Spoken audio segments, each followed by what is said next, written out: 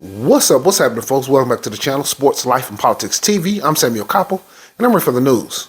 And here recently in New York, on the subway, a man was choked to death by an ex-Marine. Now, a lot of people are open arms and saying this man did not deserve to be choked to death.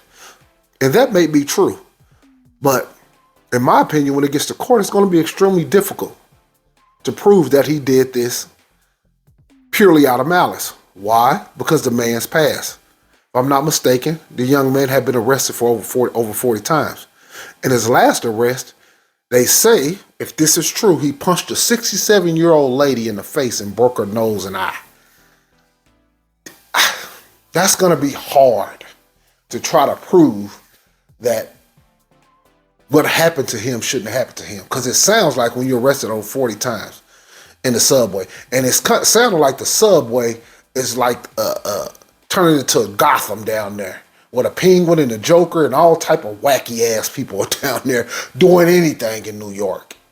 So you never know how you feel about your life being threatened. Now, maybe he was racist and choked him to death out of racism, but that's going to be mighty hard to prove considering his past, because they're going to take that into consideration. Let's take a look at the clip. So tonight, the Marine veteran who used a chokehold on Jordan Neely in the subway now offering his family condolences. The attorney identifying the Marine as Daniel Pinney, saying in a statement, Pinney... And let's look. This is another black man who's helping him. So, I don't know if the white boy is guilty. Maybe he is. The Negro is also guilty because he's pinning his arms down. But there's a lot of mental illness going on in this country, and the New York subway system, like I said, it's becoming like a real version of Batman down there, where it's so many people who are sick mentally and need help and who are disturbed, and nobody's doing nothing about it. So you have people having to take the law into their own hands. Using the chokehold is extremely dangerous because you don't know people's health. You don't know, like, you can have heart problems. He can have asthma. He can have anything. You know what I mean? So anytime you put somebody in a chokehold, that's always extremely dangerous. You got to try to find another way. But if a man is crazy and he's out of control, maybe you feel like that's the only way, is to try to choke some air out of him. I don't know.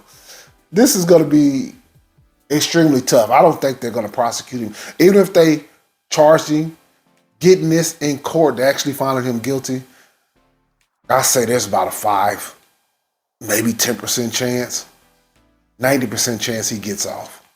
...are meant to harm Neely. A grand jury expected to hear evidence in the case next week. Eyewitness News reporter Stephon Kim with the new details. And I will say this. If you have somebody in the chokehold, eventually you got to let them go too. You can't hold them until you, quote unquote, put them to sleep. You have to use some discretion on when to let him go, because we all know you choking somebody, you can easily kill them. So I don't know. I don't know exactly how long he held on to him in the video. I haven't seen the full video, but what I seen was it came to a point where it was about time to let him go. So that's going to be the iffy part of it, but his past is going to be, that's what's really going to hold back the justice system for serving full justice on this ex-Marine. I don't have food. I don't have a drink. I'm fed up. As the simmering debate over Jordan Neely's death rages on and continues to grip this city, the anger and frustration grows with it. Hundreds in Washington Square Park tonight, mad at the system, livid at the lack of care for the city's homeless and mentally ill, furious with the mayor. The mayor needs to be fired. He needs to resign. Well, you know what I just noticed? That Joker had, I swear I did not know, the man had a Batman hat on. After all what I just said, let's take a look at this brother again. And he said the mayor need to be fired. Come on, man. You got to come up with something more realistic than that. Then the mayor need to be fired. The mayor's not getting fired because the mayor ain't choked nobody. Let's take a look. The system, livid at the lack of care for the city's homeless and mentally ill, furious with the mayor. The mayor need to be fired. As you can see, he has the Gotham hat on. Unbelievable. Only on Sports Life and Politics TV. He need to resign. We've decided that there are people who Now, how this lady got an interview, I'll never know. But it's starting to look more and more like Gotham. And I'm not saying she looked like the Penguin, but the Penguin is in this crowd somewhere in this picture. were expendable. Protesters are demanding the arrest of the 24-year-old Marine Corps veteran and college student Daniel Penny, identified by his attorney tonight. Police questioned and released him. Penny's attorney in a statement expressing condolences and saying, when Mr. Neely began aggressively threatening Daniel Penny and the other passengers, Daniel, with the help of others, acted to protect themselves until help arrived. Daniel never intended to harm Mr. Neely and could not have foreseen his untimely death. The statement goes on to say, we hope that out of this awful tragedy will come a new commitment by our elected officials to address the mental health crisis on our streets and subways. The grand jury is expected to convene as early as next week to hear evidence and determine if charges are warranted. He was no threat to anyone, ever. Lorenzo LaRocque was Neely's friend. I've known Jordan for 20 years, working in the subways with him in the Music Under New York program. And he's never been aggressive.